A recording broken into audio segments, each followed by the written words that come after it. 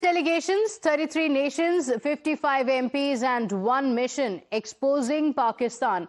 Their mission accomplished, India's narrative warriors are back in their homeland, and Prime Minister Modi hosted the members of the multi-party delegations comprising parliamentarians and former diplomats to get a sense of their experiences and the world's response to an unprecedented diplomatic exercise. In a social media post after the interaction, the Prime Minister said that he was proud of the way the delegates presented India's views in various countries. The parliamentarians from across party lines shared their experiences with the Prime Minister, with the central government having already praised their work on many occasions before. He certainly was very, very pleasant to all of us. I think he saw this as an opportunity to thank the delegations for their service, and he was very pleasant. He spent more than an hour with all of us, an hour and a quarter.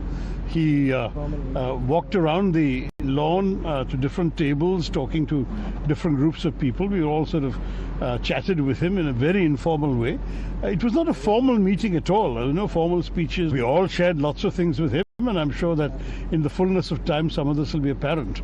But one general proposition I've noticed is that in every country, people came back saying this was a very good idea, that countries appreciated having members of parliament come and visit them. And we all suggested we should make a practice of this more often, sending MPs to engage with legislators in other countries. He went to different tables, had an informal conversation with all the delegates, and he was very much happy the way the delegation has spread the message of peace and message of zero tolerance against terrorism. He also appreciated the fact that all the MPs suggested that this kind of interactions should happen in near future also to strengthen our ties with all the nations.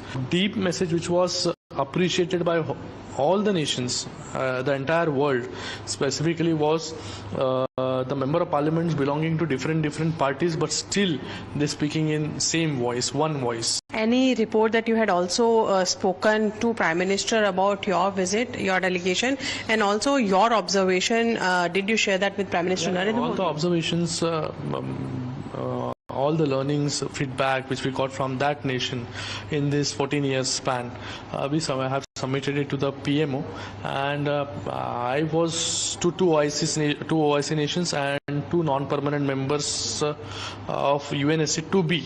Even the Islamic nations also? Yeah, Islamic nations, UAE, Sierra Leone, being the Islamic nations, they were very progressive. They were open, very much open about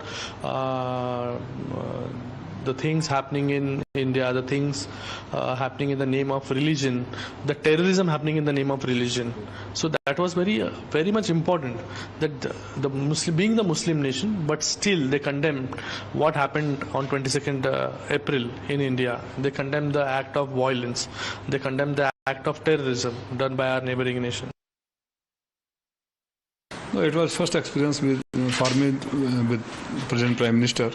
And he invited us for a cup of tea and maybe just a casual discussion and get a feedback from us. Whatever we felt, we explained him, and then I had kept a brief report with me. In case if I do not get time to speak to him, I'll hand it over. He appreciated that and said, "You did well." See, every political party has their own perception. But if Samajwadi Party's perception? No, Samajwadi Party has been always standing with the government and army. Whenever there is a crisis or this kind of difficult situation, you remember that surgical strike, we are the first to support army. So we don't want to play any politics. There's also a controversy brewing in India where they've talked about the delegations that have gone internationally, saying that the Prime Minister is hiding behind the delegations. These are the charges coming in. Well, I think pretty weak arguments. A discredited motley group of opposition leaders who do not demonstrate their nationalist spirit. On the contrary, deride their own motherland is contemptuous, is sad, and I can only feel pity for the lack of leadership in the opposition. I can only feel very, very sorry for the few people left in these parties which are willing to compromise national interests for their petty political gain or for a quirky comment off and on. So while one delegate after the other listed their achievements abroad, their peers back home continued the exercise of finding loopholes, like Mr. Sapra of the Congress, who thinks that the Prime Minister is trying to use these global delegates as a shield to deflect criticism. विदेश से आए संसदीय दल के सांसदों को या सदस्यों को प्रधानमंत्री जी मिले, इससे हमें कोई परहेज नहीं है, हमें कोई एतराज नहीं है। लेकिन आदरणीय प्रधानमंत्री जी ये बताएं कि विपक्ष के सवालों का जवाब कब देंगे, ध्यान भटकाने का काम न करें। विपक्ष जो सवाल पूछ रहा है कि पहलगाम की घटना में इंटेलिजेंस फेलियर हुआ या पर्यटकों की सुरक्षा में चूक हुई तो उसकी जवाबदारी किसकी थी? 22 अप्रैल को ये घटना हुई, लेकिन आज तक वो सारे आतंकी फरार हैं, सारे आतंकी गायब हैं। इसके ऊपर सरकार कोई उत्तर नहीं दे रही है। आपकी विफल विदेश नीति, आपकी दुर्बल कूटनीति, ट्रंप की दखलंदाजी और फिर युद्ध विराम किन शर्तों पर हुआ, इन सारे सवालों के जवाब देश मांग रहा है। आदरणीय प्रधानमंत्री जी को ध्यान नहीं भटकाना चाहिए। इस संसदीय दल की मीटिंग को अपना एक कवच बना करके या शील्ड बना करके नहीं रखना चाहिए। He interacted with each and every delegate, each and every member of parliament, and he just listened and observed the remarks given by all the member of parliaments on their visit to all the countries. Today, another Congress leader has said that that the Prime Minister is hiding behind these delegations. What are your comments? See, I just wanted to tell you that Mr. Rahul Gandhi and few Congress leaders' statements are not only demeaning the morale of our army, but also the morale of our country. And the way their statements are being celebrated in Pakistan, Pakistani ministers are stating their statements on the record. I think as Mr. Rahul Gandhi is not finding any place in India, he should start thinking about fighting an election in Pakistan.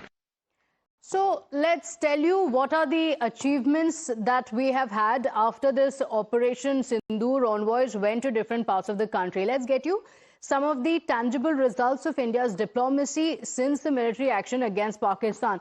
One of the biggest achievements has come from Colombia, which corrected its previous stand. Remember, Shashi Tharoor made that announcement. The Shashi Tharoor-led delegation met them in Colombia, after which they reversed their stance on India-Pakistan conflict, because earlier they had offered their heartfelt condolences to Pakistan. That's a statement that they had made. But after India, the delegation from the country went and met them, it has now been changed. In fact, now it has been changed with a statement of condolence to Pakistan being withdrawn, and instead Colombia deciding to back India. Apart from that, there has been an endorsement from the European Union as well, which has said that it is India's right to protect the citizens and we must punish those who are behind the terror attack. That's a statement that has come in from the European Union as well. So it has come out in support of India. Apart from that, Switzerland has also extended its support to India, saying its unambiguous stand for the first time, condemning the barbaric Pahalgam attack. And it's a very, very clear stand that it has taken against Pakistan and against terror emanating from Pakistan. So this was a very clear statement that had come in. In fact, the efforts to convey India's stance globally is still on. In Brussels, the Minister of External Affairs S. Jaishankar has made it clear yet again that India's fight is not against a particular country. It is against terror. The question is, who is India bloc fighting?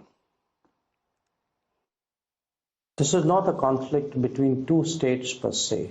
This is actually a response to the threat and to the practice of terrorism. So I would urge you to make it, don't think of it as India-Pakistan, think of it as India-Terroristan. India versus Terroristan. That's a statement that was made by the External Affairs Minister. My colleague Sabyasachi is on the broadcast with us with the details of what has happened over the last few days as the delegation has gone out, Sabyasachi, and we also put out details of the achievements of this delegation. But even in the interaction with the Prime Minister as they were back in the country, the politics around it has continued.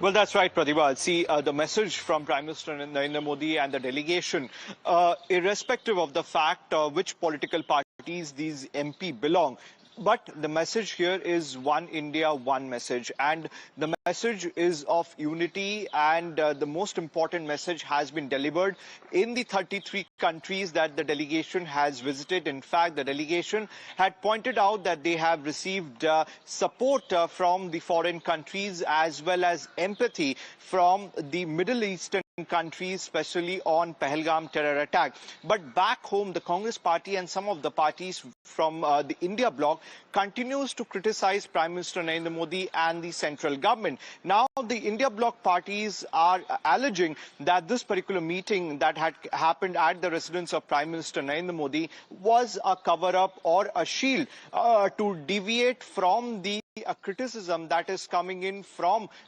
back in India. Now the opposition also went on to say that this delegation meet did not seem as much about diplomacy, but more about undermining the voices that is coming out from the opposition. See, it is very important to know that time and again the opposition had been demanding proof, irrespective of the fact that their own member of parliament, whether it is from the Congress party, the Trinamool Congress or other political parties like the Shiv Sena UBT, their member of parliament in fact have visited the foreign countries. They in fact on record have come out and said that they have received support from the foreign countries, and there were several rounds of meeting that had taken place, somewhere on camera, somewhere behind closed doors, but the support were continuously coming in. But this particular fact was completely being ignored by the opposition as they continue to raise that whether these delegations have achieved their objective, because the opposition continues to say that there were no foreign ministers or head of the state seen with the delegation in front of the camera, and that's what the opposition has been raising. Okay, all right. But, you know, there are members in the delegation who are also from these opposition parties, and they themselves have also given the message to their leaders back home saying it's not tough to be patriotic, and yet it doesn't look like lessons have been learnt. Sabyasachi, thank you for joining us with those details. With that, it's time for us for a quick break. We'll be right back. Stay with us. Beginning of a new era. 41 years after Wing Commander Rakesh Sharma, Group Captain